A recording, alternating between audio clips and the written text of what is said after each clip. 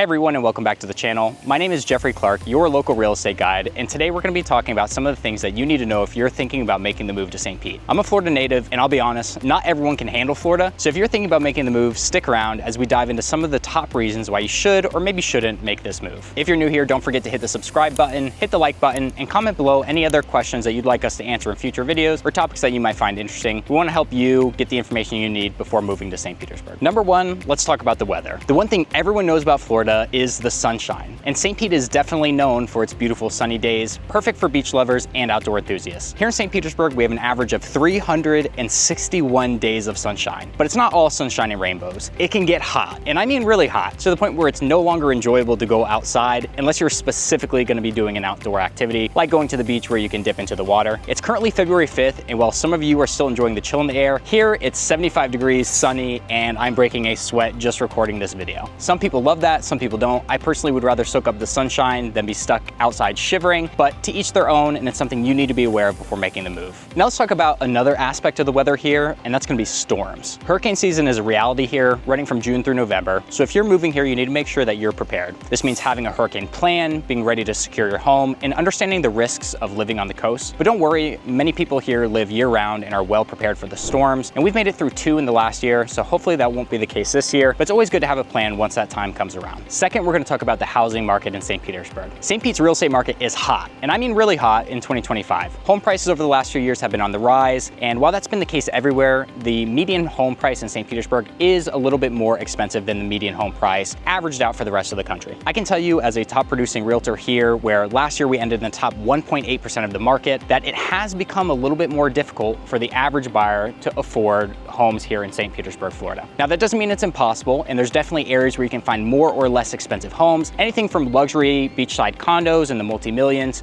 to more modest 3-bedroom, 2-bathroom homes for high 3s or low 4s in St. Petersburg. But whatever you're looking for, we can definitely help you. Please feel free to reach out to us to the information below or comment below the kind of house you're looking for, and we'll run a search and tell you what your dream home would cost in St. Petersburg, Florida. Number 3 is going to be the cost of living in St. Petersburg, Florida is slightly higher than the national average. St. Pete is beautiful, but it's not the cheapest place to live in Florida. The cost of living here is higher than the national average, with housing being the biggest factor, but the upside is that it's still more affordable compared to other cities in Florida like Miami or Tampa. According to FloridaRealtor.org, Pinellas County, which is the county St. Pete sits in, median sales price in December of 2024 was $477,500, whereas the national median sales price according to the census was $427,000. So 427 to 477 is about a $50,000 difference. Not huge, but enough to make a noticeable impact for people looking to maybe buy their first home. So something to keep in mind. Groceries and dining out are pretty fairly priced in our area. The average cost of a meal here can be around $12 to $24 a plate at a restaurant. But remember, the closer you are to the beach or downtown, the higher those prices will be. And you can definitely push up into the multi-hundreds per plate if you want to dine at one of our fine dining establishments. Michelin, the famous restaurant rating guide, is actually expanding into St. Pete. So stay tuned. I think we're going to have a few Michelin stars coming our way. Utilities here in St. Petersburg tend to be around $280 to $395 a month, but you can expect that to be lower in the cooler months and definitely higher in the summer months when you're cranking that AC, because you will be cranking that AC. But like with anything else, cost of living is an individual choice based off of what you want to spend to live a comfortable lifestyle. If you have questions about what specific things would cost, just comment them below and we're happy to help. For number 4, let's talk about St. Petersburg's job market and economy. St. Pete has definitely seen a boom in its economy over the past few years, with more opportunities in tech, healthcare, and tourism than we had seen previously. The city's also really known for its growing arts and creative industries scene. Definitely a lot of artists here and kind of new age creatives who are making St. Petersburg their home. But competitions for jobs can still be fierce, especially in specialized fields, so it's something you're going to want to look into before moving to St. Petersburg. Also, being that we are so close to other major cities, this does not come as a problem for some. If you're okay with commuting, which can be around 30 to 45 minutes depending on the time of day, you'll be able to find jobs in specialized fields by going to cities like Tampa, or maybe you could go over the bridge south into Bradenton or Sarasota. Either way, just something for you to look into, understanding that St. Pete is a growing, thriving economy, but more specialized fields might have an issue finding a job in St. Petersburg. If you're someone who works a remote job, however, St. Pete has an amazing quality of life for you. And if you're looking to land something locally, be sure to research the market and connect with local networks before you arrive. Number 5 is let's talk about the outdoor activities and the lifestyle, i.e. living the Florida dream here in St. Petersburg, Florida. If you love the outdoors, you're gonna feel right at home here in St. Petersburg, whether it's boating or kayaking or just enjoying the plethora of parks we have in this beautiful city or any of the amazing beaches. St. Pete offers endless opportunities for you to be active in nature. It's one of the things I personally love about the city. You can find me on an afternoon off kayaking here here by the pier or going for a walk at one of our beautiful parks. One of my personal favorites I've mentioned before is Fort DeSoto Dog Beach, where I get to take my beautiful dog Lily to go enjoy the sand and the sunshine. The city's bike-friendly streets make it easy to explore, and there's always something going on, be it at the beach or a park or a local event down here by the pier. Plus, the beaches here are stunning. So whether you prefer the relaxing vibes of St. Pete Beach or the quieter shores of Fort DeSoto, there's something for every beach lover, no matter what type of beach you like. We're also so close to other major cities like Clearwater, Sarasota, and Tampa. We get to participate in all of their activities and lifestyles that they have. A great example is Gasparilla just happened, and I swear about a third of the city went over the bridge for that day to go dress like a pirate, have a few beers, and cheap hot dogs. And that's something you just get to do if you're in St. Petersburg. You get our cool, relaxed, laid-back vibe with access to all the other major cities' amenities that are only a short drive away from us. Number 6, let's talk about the vibe of St. Petersburg, which I think can best be described as laid-back but growing and a little bit artsy. St. Pete has this chill vibe that's perfect for anyone wanting to live in a coastal town without the overwhelming hustle of bigger cities like Tampa or Miami. The downtown area has exploded with new restaurants, shops, and other cultural